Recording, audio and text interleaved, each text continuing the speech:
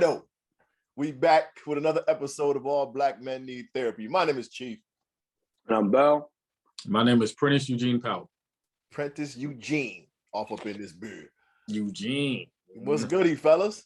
Everybody good? How we living? How we feeling? Happy New Year and all that. Happy you know what I'm New Year.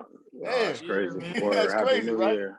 We had a Happy whole New conversation Year. before we started recording, and not near one of us was like Happy New Year. Hey, we say Happy shit New about Year. 2022. Word. How was New Year's though, fellas? It was good for me, man. I ain't really been fucking with normal people. I got that Oculus for Christmas. You said you ain't been fucking with normal people, so we don't got.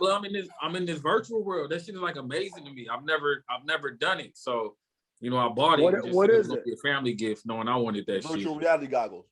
That's the shit that you've been seeing everybody with, like with the handles and fighting and shit. Okay, that shit is absolutely crazy, man. But I heard really that's the new move. But I'm gonna tell you this though, man. It puts you on a game to how much access Facebook has into your life, though. I mean, it's owned by Facebook and created by Facebook, but just the features you can record and scan and do all this stuff. So, it makes you think about all that shit too. The meta world. Metaverse. Bam. They said cats is like buying $1 million properties in the meta world. Like, dude spent like $4 million to buy a house next to Snoop Dogg in the meta world so he can be Snoop's neighbor. Some shit like that. 450,000. Yeah. I don't even know how that works. Yeah. I literally just text my man today, literally, and was like, when you have time, I need you to explain NFTs to me like I'm a third grader. I did the same. You know what I'm saying? I sent the same text out today. Yeah. I was like, I need to sit down because I'm smart, but I'm one of the slow niggas too. And I was like, once I get it, I got it. But I need it broken down to me so I can understand it. Yeah, man. I don't know what it is. And because I don't know what it is, I avoid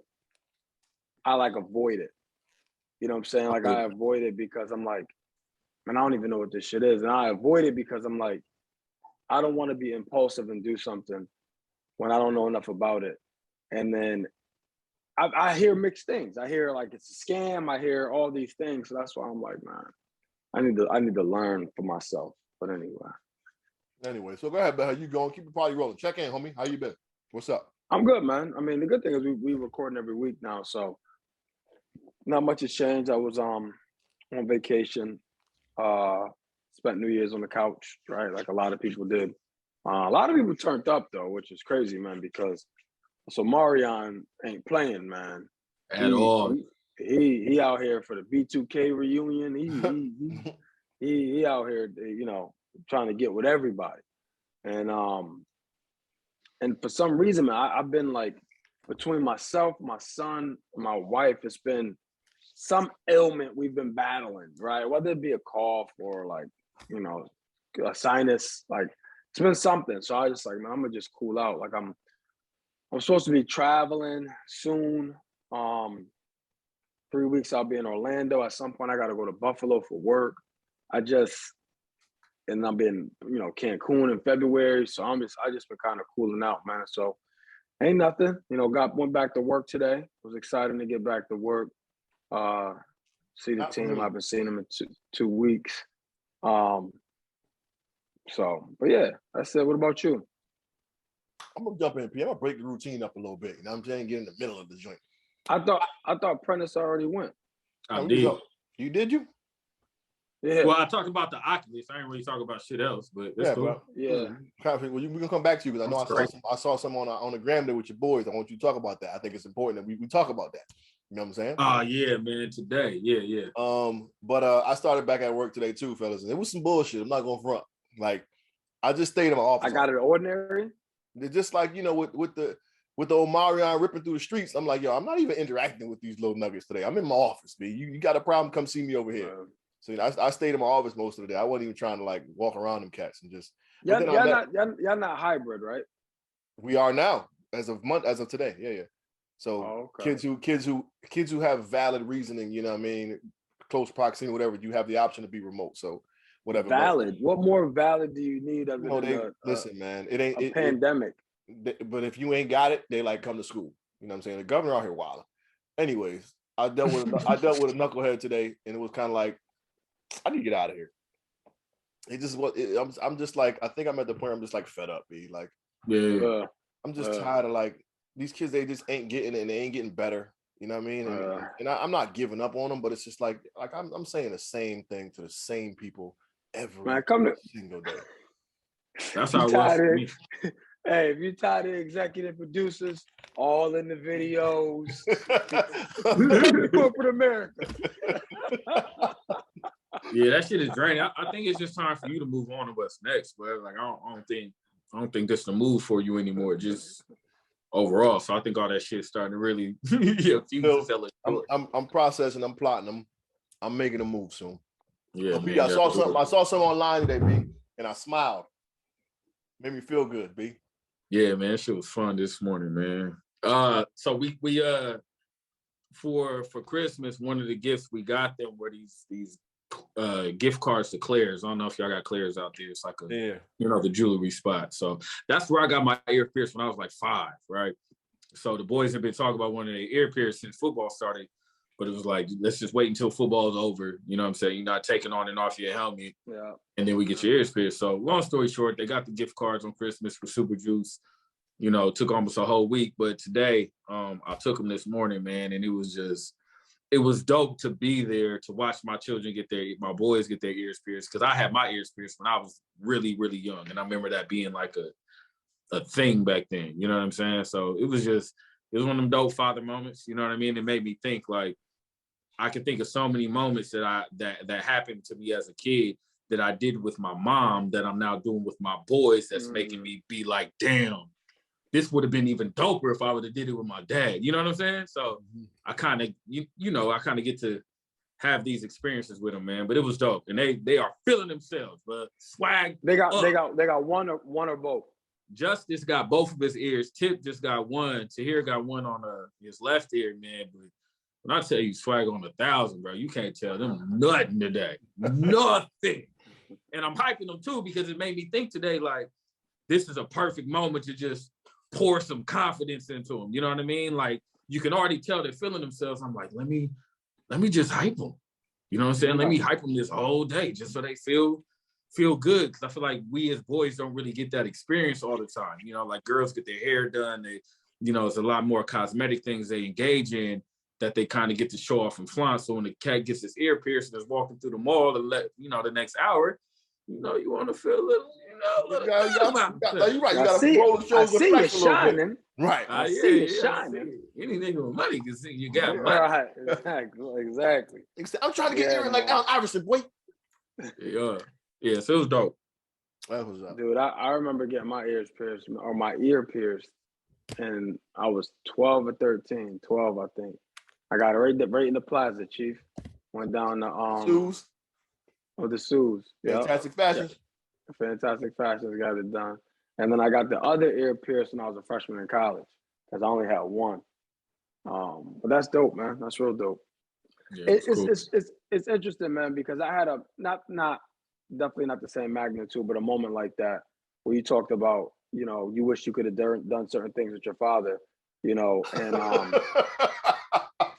I'm not even talking about you. See, I wasn't even gonna say nothing. Wait, how this go from you sounding serious to this nigga laughing? Because he was expecting me to make a joke about his. He always do that shit, yo. Always do.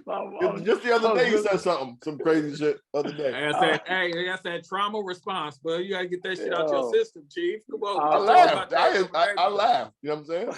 I'm not even. I'm being sincere. Like, I wasn't even saying nothing. But my point is, I went watch shopping the other day, and I took my son. My son is not even 2 years old yet, so obviously it doesn't really mean much to him.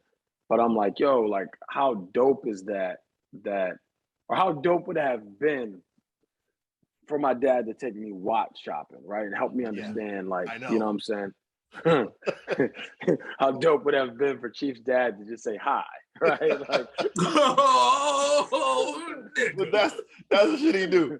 That's the shit he do right there. There's levels, right? It's levels to this shit. Hey, this is a perfect example of how we be using our pain and making jokes and laughing at it. Yeah. Like, is this therapy too? Is it ever? Is it My ever? word. Nah, man, but that's So dope though, Prentice, man, that you so- have that moment. You ready for the funny part though? My dad's birthday was yesterday. My sister texted me and she was like, "Today is our dad's birthday." Like, tell him I said happy birthday. And she hit me back with the LOL. Like, Dude, do you think she in her heart wants you to have a relationship with him? Your sister? I don't think so. Because I think theirs is more strained than I thought it was. Oh, so you think maybe she was saying that kind of like? I mean, I'll ask her and see what she says, but I'm just curious because I know she defended him, a number of times with you, and also gave you some clarity at the same time. So I was just curious, you know what I'm saying? I was curious, but anyway, we digress. So, damn, what is today's topic? I just forgot. Oh, I forgot that fast. Today's topic, ladies and gentlemen, is why are we so reluctant to let go of our old self? This topic has come up in various different conversations. With that not being the subject, right? It just kind of came in organically. So we thought it would be good for us to talk about it. And I think the cool part is we all have a different, maybe different is the right word, a unique definition or understanding of what that means to us, but I feel that when you're making a move, whatever that move is, right? You have to allow yourself to let go of certain things, or it won't allow you to move. It won't allow you to change. You know what I'm saying? And I'll speak for myself. For me, that struggle at times, I'll get into examples in more depth, but on the surface, it's if I'm no longer him, am I still authentic? Am I still true to who I am, how I'm grounded, right? That's where the there's a paradox for me that I struggle with sometimes. You know what I'm saying? And like, as I said, I think we'll just go around and like overview what it means to us, but then we'll get into depth. But that's what that means to me. It's like I struggle with, if I let go of this piece of me, do I lose my authenticity, right? Do I lose like my makeup, right? Of what made me who I am to today. So that's how I view, why we're so reluctant to let our old self go. What's up with you, Chief? Your opinion? So when we're talking about, I got a bunch of different things in my head, and the first thing that like comes to mind is me hearing like people saying like, "Oh, that's just who he is," you know what I'm saying? Or he's old and he's set in his ways, and it's just kind of like, yeah, but it's kind of beneficial to change, bro. Like, come on, cuz like, yeah, we get, you have certain beliefs or whatever, but I think the reluctancy to change, to literally like, adjust who you are to become a better person is like scares people. Yeah, but that's so deep. That's so deep that would even require an episode. Yep. Because better person compared to who? Right? It's all relative. Right. You see what I'm saying? So that person can look at that and be like, nigga, this was the best my life was ever going to be in my mind. Right. I'm at my pinnacle. Right. You know what I'm saying? In the same token, a lot of that pressure isn't necessarily derived from the individual. A lot of that pressure or the reluctancy comes from what their perception of others may be of them in that change. You know what I'm saying?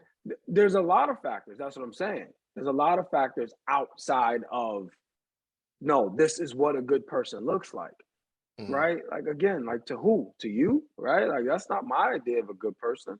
My idea of a good person is doing exactly what I'm doing. You know what I'm saying? Like, so that's why that's why I said, right? It's different for everybody. Like, you're reluctant to give up who your old self was. So I'm pretty sure you've gotten in certain circles, oh, this corporate America ass cat, or P, oh, you Hollywood now. I know you got that. Yeah. You know what I'm saying? Yeah. Oh, you Hollywood now. You know what I'm saying? So that right there could be something that really makes people want to like prove that they still got the hood in them, or you know what I'm saying? You know what I'm saying? And that's I think a lot of us. My bad. Go ahead, Bill. No, you go first. Go ahead. You go. I was gonna say I think a lot of us are reluctant to change. I think a lot of it surrounds like identity, because that's what I think of for myself is like identity when it comes to the reluctancy. Like I'll bring up two, and I'm very comfortable talking with both now, which is progress. Because shit, if I think back to earlier this fall, we was talking, I did not want to deal with this. So one thing I think about when I thought about this for me is that my parents, right? So I have to think about, there were certain parts of myself that I wasn't willing to let go because they reminded me of my father, right? And I've said this before. They weren't good personality traits. They were traits that I identified and witnessed, but those were all I had to keep me connected to my dad.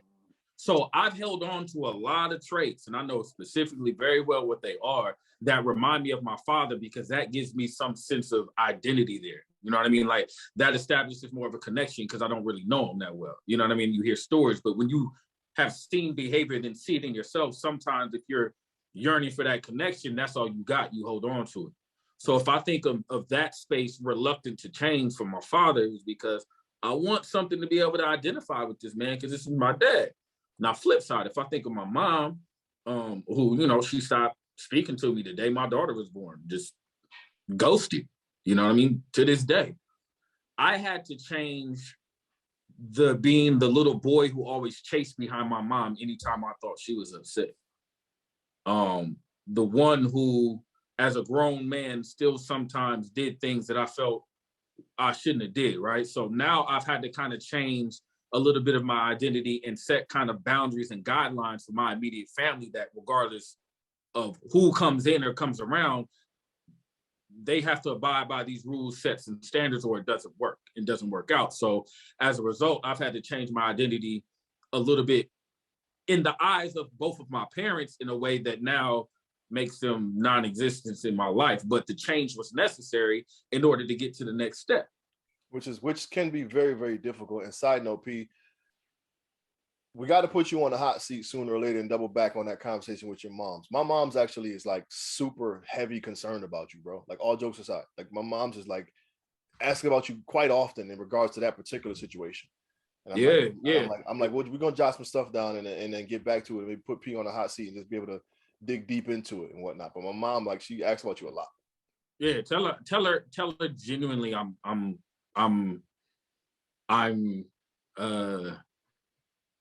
in the right place. Okay. I'm in a healthy place. Tell her that. Okay. I mean, but we'll double back on.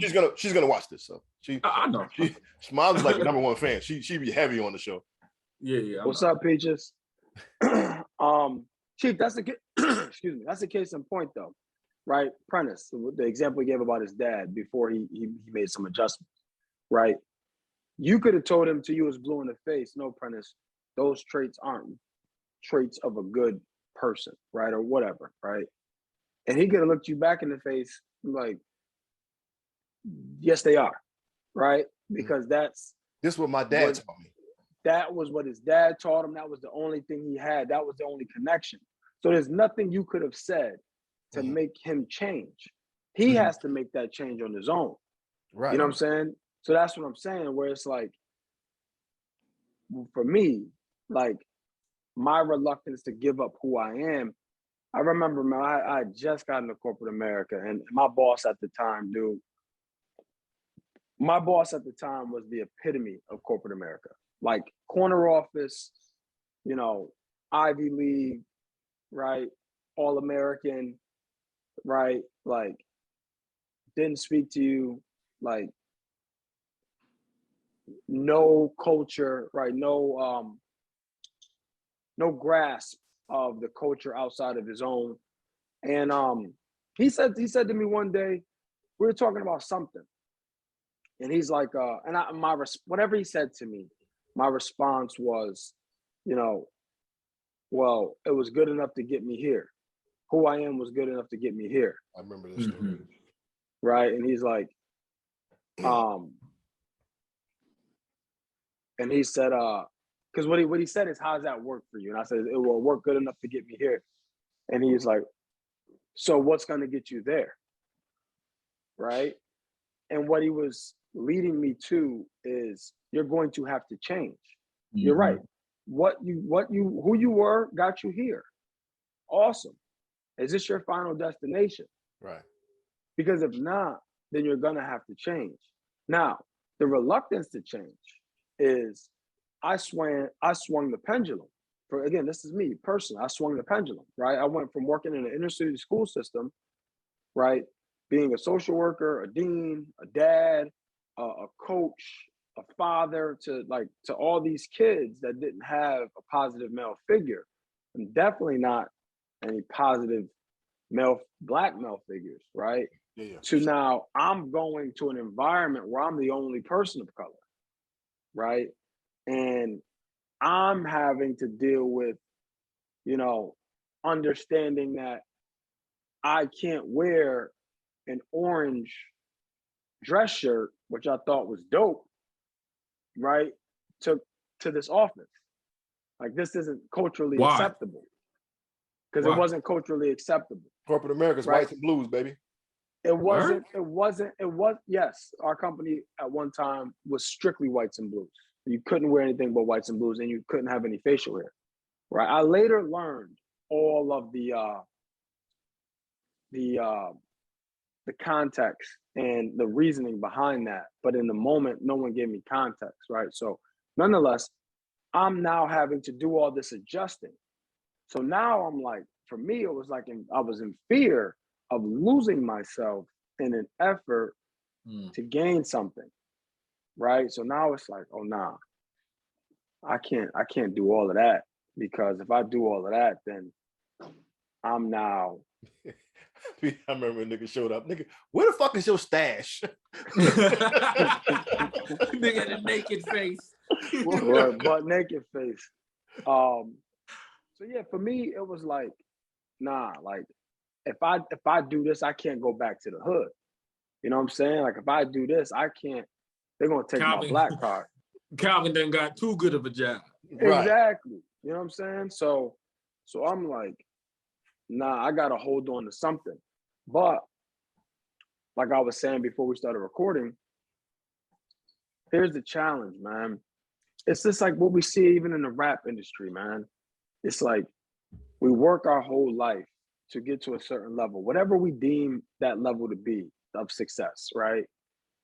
And then the first thing we do is, when we get there or we're approaching there, is we start holding on to that for dear life.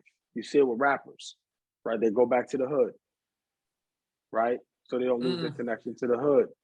You know what I'm saying? Like, yeah, I'm a multi-millionaire, but I'm still on the block, right? And it's like, if you let that piece of you go to a degree, maybe you would be alive still, right? In some cases. You see what I'm saying? Many cases. And that's the thing, where it's like, that's why I know it's not just us. Like, there's something about, and I don't, you know what's the crazy thing is, in the case of those rappers, I don't think it was like to show off. Like, I think it was still to keep their authentic ways. You know what I mean? But I personally feel like it's like a snake, man. There's skin that has to be shed, right? And we're not willing to shed it at times, because we feel like, well, if we do that, then, and again, for me, if I did that, I'm not being true to myself. But the truth is, being true to myself is constantly growing, constantly evolving, constantly developing. Absolutely. Right. Now, do you think so that's the challenge? Do you think that's more so relative to people like us who really truly value where they're from, and they want to hold on to those ties? Because I think other people who are like people who are like dying to get out of town or whatever, we're like, Pete, like, you the Bay Area, you Oaktown till you through and through. You know what I'm saying? And it's just like, do you think it's more so that reluctancy more so comes the more attachment you have to your surroundings, your upbringing? I think sometimes it can be because change is foreign to us, and we don't understand what Scary. No, yeah. Nobody talks about the transitional phase. Mm-hmm. You get what I'm saying? Like when the change is when it's in motion. You know what I'm saying? And you feel like you're selling out or compromising a part of yourself, but you're like doing what Bill said, you're shedding skin, but you don't know what that shit feels like. Right. So then you have outside people who are going to give their opinion on what's happening to you, you know what I'm saying, to influence what you think is happening to you. And if you're going like, this is like me, if you're going down a new path, a new journey, like you're on a new tier, you're not familiar with that environment a lot of the time. You know what I'm saying? So you got to have a good idea of where you're fucking going, because people are going to start saying shit. So I think it's a matter of just being unfamiliar with the process that allows us to like be hesitant, because we've never been in this situation before. So do we let it all happen at the expense of other people's opinions and all this shit, or do we hold on to a part of it so nobody tells us something that we don't want to hear during this process? Does that make sense? That makes perfect sense. And I think you brought up two really good points. Two things. One, you talked about the people in your ear as you're experiencing the change, right? And more often than not, not always, more often than not, the things people are saying are more negative than anything, right? Like the comment I love is, "Oh, it must be nice," or "That must be nice," right? Like Nas said, "No, it must be hate." Yeah, right? That's what that is. You know what I'm saying? Like, but those people also aren't willing to give up what they understand life to be for them, and life for them is with you in it, in your old capacity. Exactly. Right? But that's changing. And depending on your attachment to that person, it can affect your trajectory. You get what I'm saying? It can affect 100%. 100%. It can affect how you, and that's what I'm talking about. Those are the transitional phases that nobody talks about. We just talk about talking about being at the bottom, being at the top. That's my second point, though, Prentice. So that's the first point. The second point is, you know why nobody talks about it? Because there's not enough examples, right? Like I was watching The Last Dance, I believe, or maybe it was just an interview. I met Emmitt Smith. Basically, Emmitt Smith, when he got his notoriety, fame, whatever, he called Michael Jordan and asked him if he wouldn't mind sitting down with him to just discuss some business, right? And not necessarily business that he had to do with him, but how to help him become a better businessman. And he did that. And Michael Jordan was like, yeah, sure, let's do it. Sat down with him and just discussed some best practices. And then Emmitt Smith said, hey, how come, he said, how come you don't do this with anybody else? Or how come no one else told me that? I said, nobody asked, right? So the challenge is twofold. We got people trying to hold us back because we're going to disrupt their reality as it pertains to the relationship with you and them. And then we have the other part where it's not enough examples for us to be able to reach out and touch somebody in a lot of cases that can talk to us about this transitional period, right? And even still, there can be pride, right, which will stop us from doing it, So there's a lot of components, right, which is why I love this podcast, which is why we can talk about these things, because those transitional periods in a lot of our cases, nobody's coaching us through it. Like, hey, boom, just so you know, you're going to turn that corner, duck when you get around that corner because something's coming for you, right? Or side saddle or side step, right, when you get around that corner. Nobody's talking about that. So it's trial and error. So, and not to belabor this point, the other thing that could potentially be the issue is your road to success was filled with some trauma. Now you got through it and you made it. But now for you to explain this to somebody, you got to revisit it. And it's like, dude, and it's almost like well, we question the person that's asking, like, man, you really built for this, right? Because I don't know that you know what's about to happen, right? And I don't want to explain myself about what's about to happen because that's going to make me go back to a dark place for you to not to even follow what I'm telling you because you don't have the stomach for it. right? Like it's so many layers, man. It's so many layers to it.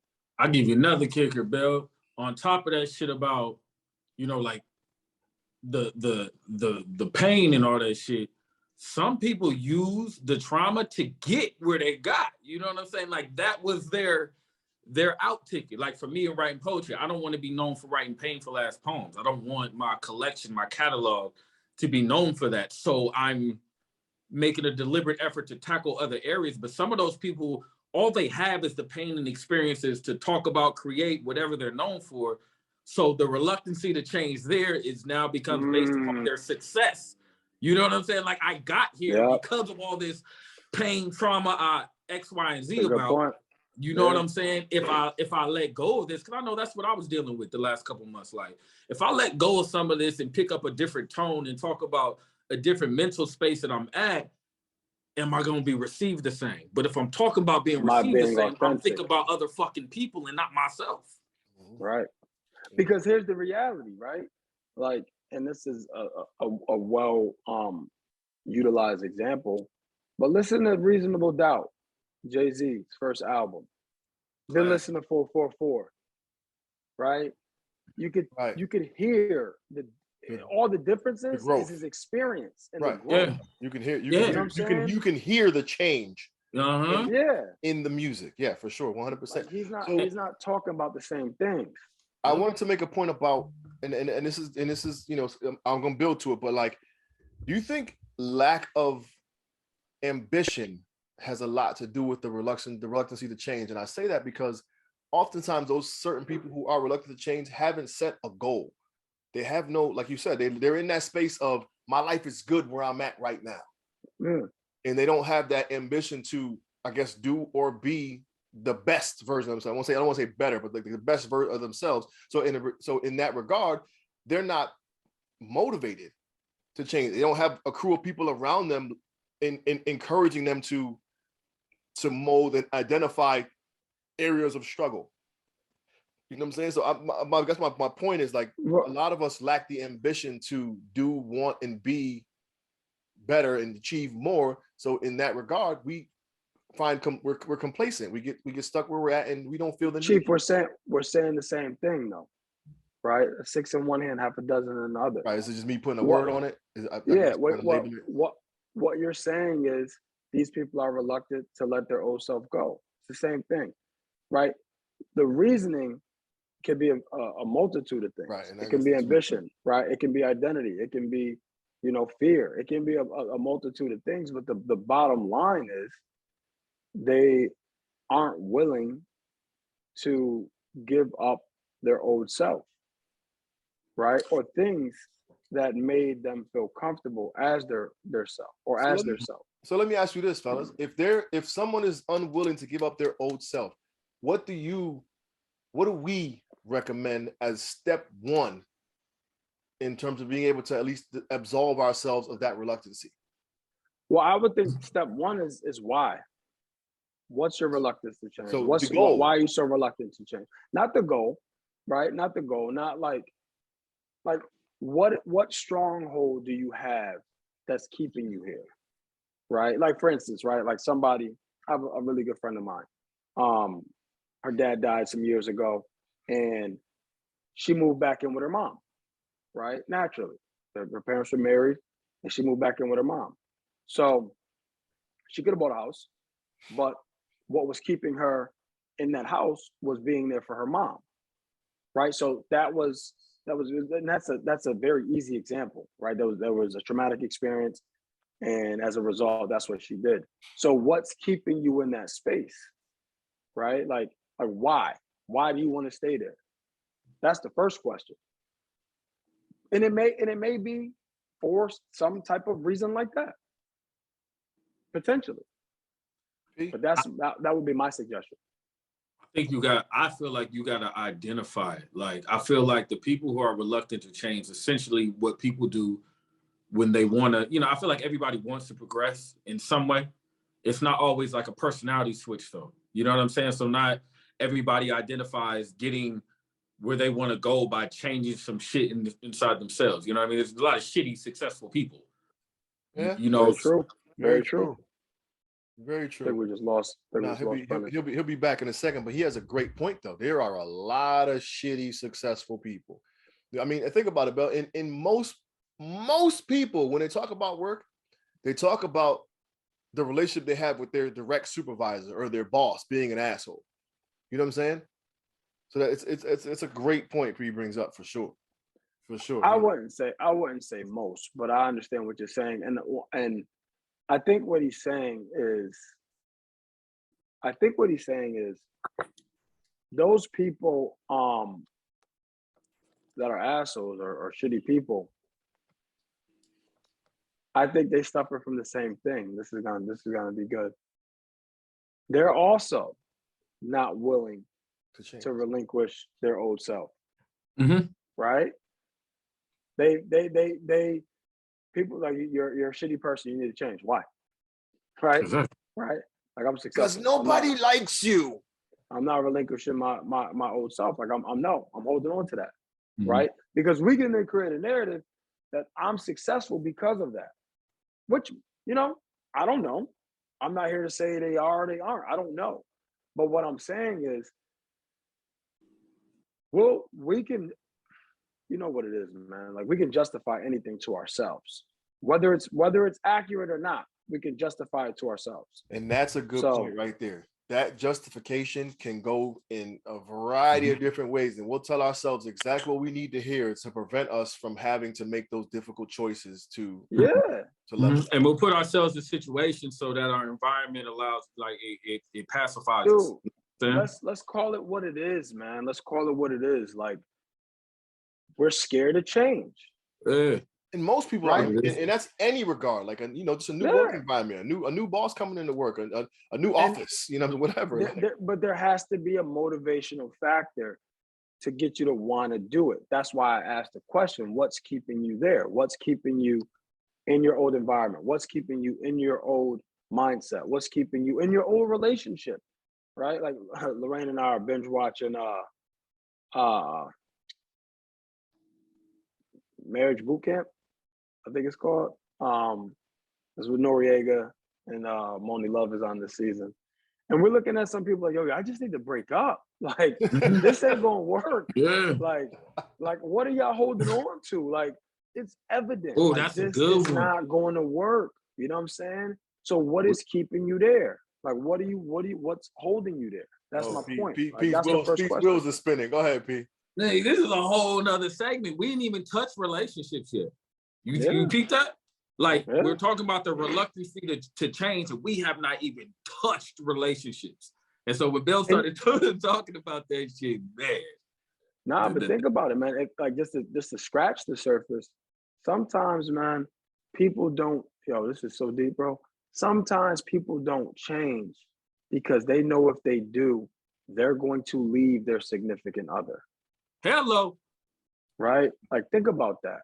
Like, they don't level up because they know if and when they do, that person will no longer be compatible. They can't go. Everybody can't go. Right? So when we talk about that, fellas, I think, to me personally, that's one of my biggest areas of growth in relationship wise, even though I haven't been in a committed one in quite some time, but it took me a while to really recognize my bullshit. And I don't know what the reasoning was that had me not wanting to change, but I think the more I spoke to my guys, the more I looked in the mirror and assessed some shit and really sat back and go, yo, you could have handled that way differently. And it was an internal thing for me to want to be better in that regard. But I think that it was a real struggle for me to recognize those things. I was justifying everything. I can, you know what I mean? I can cut corners on myself all the time until you got to sit back and go, yo, that ain't it, bro. Yo, on Marriage Boot Camp, there was an exercise. And like you said, you haven't been in a relationship in a while, but I would love to, I think this would be a good exercise for you as you do this work. The exercise was the couples were to argue with each other, the same argument they always have, but I'm using the words you use against me and you're using the words I use against. I'm using the words that you say and you're using the words I say. So now you're hearing what you say to people back to you Right. in the exact same words. You know what I mean? And I thought that was a cool exercise because, you know, sometimes we spew out a lot of shit in the heat of the moment and we don't understand. But anyway, I kind of got off topic, but I thought about you. And that was so and that's an area where I specifically have done like a lot of like just being able to catch myself in the moment. And I do, and it's crazy because I use my job for it as a lot because these kids be right up under my skin. But I know relationships are different and women know how to, you know, get up under you or whatever, but I've practiced with my kids' mothers and so on and so forth. But like, I've done a good job of being able to catch myself in that moment to prevent myself from spazzing and saying that hurtful shit that I really want to say. Right. So I think, I mean, it's going to be interesting to find, you know, my next relationship, when I get into that bumpy part, how I'm going to respond to it. But I think I've done a really good job to be able to catch myself in the moment because I wanted to be better, because I wanted to do better, because I didn't want that same experience from before, because I realized I said some hurtful shit and it's just not, you know, it's not who I wanted to be. At the end of the day, it's all about the energy you want to create for yourself. You know what I mean? Like once it stops being about specific individuals and the change and becomes about you, it's like what literally in every situation that you come into, you can dictate the energy that you create, receive, and give out. And I say it's as simple as this: you teach people how to treat you. Man. But and they either get with it or they get lost. Yeah, I agree with all of that. Give it to get lost. I'll say this, Chief, and we can move on. But what you have to identify is because regardless if you say it or you don't say it, you still feel it, right? So what gets you to that point that you feel, you get that angry to feel like you need to use those words?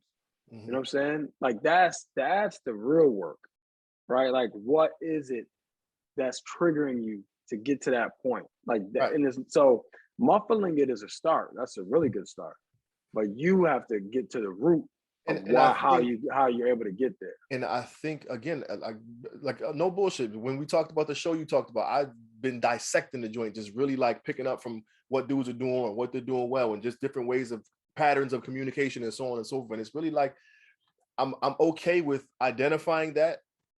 We'll find out, but I believe I'll be able to identify that in a moment and literally talk about the root of it right then and there in that moment. You know what?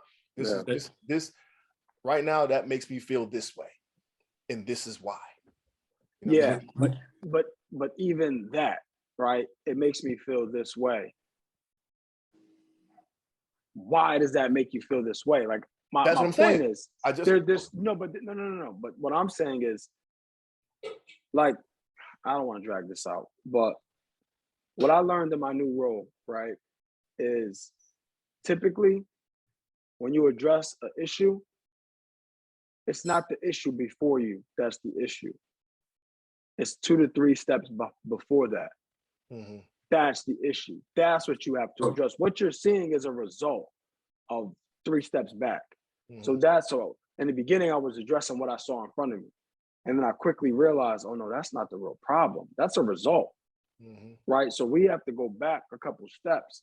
And this is what I need to address. I have a cancer. Like, this is what I got to address. So that's what I'm saying, Chief. Like, I'm sorry, I'm going to interject. I think we should make clear to y'all listening that this shit is a process. That's what I want to put in here. Like, listen to where we're at. Listen to what we're talking about. And if you're not here, remember that this is a process. Like, there's work that needs to be done in other areas to be able to conceptualize like some of the thoughts that you're even having right now, Chief. You know what I'm saying? So all them talks about the work you're doing, you may not understand what it's going to lead to. You know what I'm saying? Because all this shit to me feels like weird ass exercises that are all fucking foreign to me. You know what I'm saying? I don't even know what fucking mental muscle they working out, but they work out something because it keeps going. You know what I mean? So folks, remember that this shit is a process. So you're going to fuck up. You're going to not know the answer all the time. You're going to feel hesitant to change, but you got to challenge yourself with those feelings in order to get further. I agree. And in my particular case, it was intentional. It was a very intentional thing to want to be better. And you pick up the phone and call your niggas when you need to. You know what I mean? Like, you learn you train yourself to do it to the point where now when you have challenges, it's It's autopilot. And that's a note that I wrote about. How many times have I called you like my man? Like I was going through one of my kids' mother. Yo, before I need you to help me look at this from a different angle. Yeah. I'm about to go. B, Mhm. same thing. I've called you like, yo, I'm about to Yeah. go right now, fam. I need you to help me look at this from a different angle. And B, to my point, it started like a little bit before you witnessed that experience when you came here. And you told me like, yo, the way you respond to that was just, it was different. And that's, it's grown from that point. You know what I'm saying? Mhm. Yeah, it was a lot you took in, man. So you got to process that shit, and then knowing the energy that you got to be around to receive, figure out how to make it work, man. You know, you doing it. You doing it though. No, and I honestly, man, it's one of the probably the more proud things I got going in my world right now. Like just the work I'm trying to do on myself. Honest to God, yo. Honest to God. Hell yeah. I mean, I think we can all take a page out of that book. You know what I'm saying? Like, yeah, for sure. And the crazy part is we see it in each other though. You know what I'm saying? And we're able to like pat each other on the back and be like, yo, my man, it's a new ball game. Like P, you just taught us how to celebrate ourselves and be happy. Right. You know what I'm saying? Right. Like we shouldn't be taught that at this age. You know what I'm saying? Like, but you listen to the homies and you take that in, and it's change. There's no more. Yeah, man. And what I'll say, man, and like therapy's helped me a lot, like a lot. You know, like even watching these reality shows with these relationships and stuff like that, and just communication, right? Not anything else, just communication. How one another communicates with like you can be an effective communicator on your own, right? Effective, right? To the masses. However, with your spouse, you may have to alter your communication, right? It doesn't make you not a good communicator, not an effective communicator, but you just have to alter your audience changed, right? So you have to alter your communication style sometimes.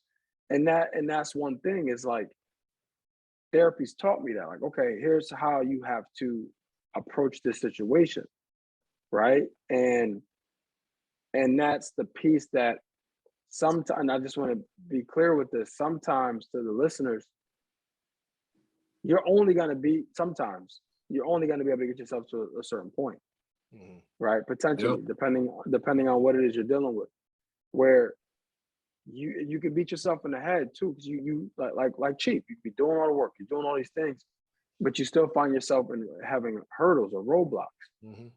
That means you took it as far as you can take it, right? Yeah. And there's a cap there, and you got to get a coach. You got to get somebody that can get you to the next level, right? In the form of therapy. So I just want to be clear with that too. So yeah, sometimes it's okay to have help in this regard. So one thing I expressed in my therapy lessons was I've been doing a lot. Like I pay more attention. Like when I'm watching shows now, as much as I'm watching it for the entertainment of it, I'm like also like psychoanalyzing the relationships and pulling pieces from that. Like I've learned crazy little nuggets that like about myself that could change. I'll give you an example. Y'all watch This Is Us? Seen This Is Us? I don't be feeling like crying and shit like that, man. I'm crying. So it's a dope show. Nevertheless, the black couple, Randall and Beth, they were at one of Randall's functions or whatever, right? Randall goes on the balcony. One of his colleagues is like about to commit suicide. Randall's like, no, don't do it. They start talking, whatever. Beth comes on the balcony. Randall's like gives her a hand, like, hold up, I'm talking to my dude or whatever. He turns around and the dude is gone. So he's looking over the balcony like, oh shit, like thinking like the dude jumped, but the dude actually walked back inside the party. Now his wife comes up and she sees his face like distraught, sees what's going on. She's like, babe, what happened? He just like took a deep breath and was like, you know what? Nothing. I think he said like nothing bad happens on Christmas Eve. She held his hand and they walked away. To most people, it's a good scene, but in my head, I'm going, you know what? What I would have done in that moment was badger her to make sure I knew what was wrong so I could try to fix it. You know what I'm saying? I guess written all over her face. I see something's wrong, but she's like, you know what? Nothing. Everything is good. It taught me in that moment, in that particular moment, in moments like that, like, yo, sit back. She got it. We cool. You don't have to. It's not about you. Yeah. It ain't about you right now. You know what I'm saying? She was cool with it. Be cool with it. And it was a big lesson for me because I'm telling you, I know me, and if I see my lady, something's bothering her, I'd be like, yo, like, how can I help? What, I want to make you feel better. But in actuality, it was like, yo, she said she's good. She's good. Yeah, fuck Dude, around and sometimes fuck around and get mad that they don't tell you. Right, and it's and a Or whole. that you can't fix But I enough, that promise you, mad P. that they ain't even feeling good. I promise you that would have happened years ago. I would have beat a dead horse until she told me what was up. Yeah. dude, that shit. So I guarantee you that's based on you being a protector, right? As a child and stuff like that. I guarantee you that it comes from there. Because I think about my dad, right? Like my dad, Joe, he's an emotional dude. So like when something like somebody falls or hurts themselves, right? Or I remember my mom, she she ended up getting like third-degree burns on her foot because the years ago when I was living on Curtis Street, she was pulling like a turkey or something out the oven, and the metal pan buckled, and the juice like spilled on her foot, and she didn't have any socks on. Yeah, So it like burned the skin off her foot and all of that shit. Anyway, like my dad, he's an aggressive dude. So when it happened, he was concerned, but his tone was like he was yelling. Yeah. You know what I'm saying? Like, because again, there's nothing he can do in that point at that moment to like help or protect, right? So it's like he has emotions towards it.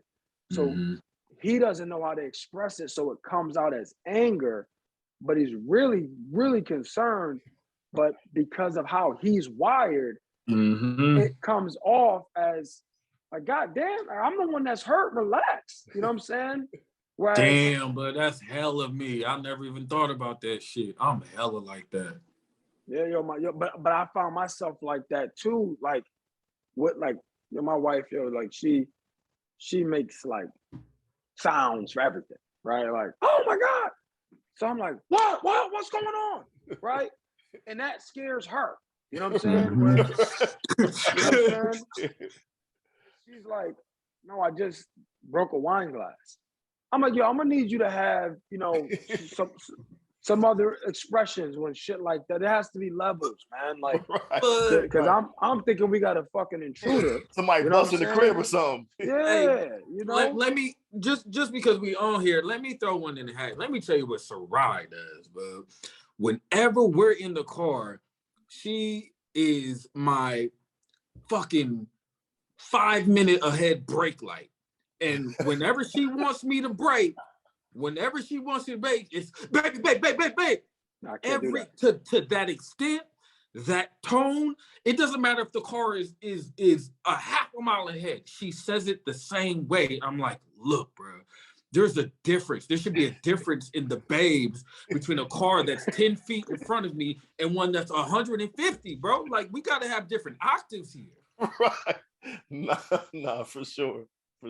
I love you though, right? For sure. She be tuning in too, P, on the low. Don't tell you. She probably heard me just now when I go up there. Like, what you was talking about? I heard my name and listen to this shit on purpose. Right. And we got to make this shit at the end. Just to find out. So, right. So we gonna cap it at that then, fellas. We're gonna let her get to the end of it and see what's going on. Final thought, Bell. Hit us, man. Don't be reluctant to let go of your old self. Who knows? You may fall in love with the new one. I like that. Profound shit. You smart. P. I say our thought process ages with the years. You know what I mean? So you're not supposed to feel and think or even look and act the same at 40 as you were when you were 30. Don't convince yourself that you got to stay 30. I like that. Right. I think for me is Bell mentioned it, but we didn't really go into it. But we talked about not being afraid to ask for help. We don't know what we don't know. You know, so I was talking about this. I said I made the statement out loud. It sounds crazy, but I was like, we don't know what we don't know. What I do know is that I don't know how I'm perceived in a relationship. You know what I'm saying? Right. But the point is, we don't know what we don't know, and it's important to kind of ask around and get a clearer vision of whatever your goals are or your agenda is. But the one caveat I would have to that is ask people who are where you want to be. Right? Like somebody told me a long time ago, don't take real estate advice from someone who doesn't own a house. Don't take marriage advice from somebody who's been divorced 5 times. Right? Don't take an investment advice from anybody who doesn't have investments or is not a successful investor. So that's what I would say. If you want perspective on maybe how you can change or where you can change, talk to people who have made those changes that you want to see or want to be. That would be my suggestion, because if you talk to, you know, Pookie and Lump, they're like, man, you're perfect. We in this together. Right. You know what I'm saying? And y'all might not have 2 nickels to rub together. You know what I'm saying? But for certain people, that could be life, and that can be for them. But if you can see where you want to be and you see somebody there, then yeah, have that conversation. Right. I think the level up is imperative at some point. It's just what level is what you define as the next level for you.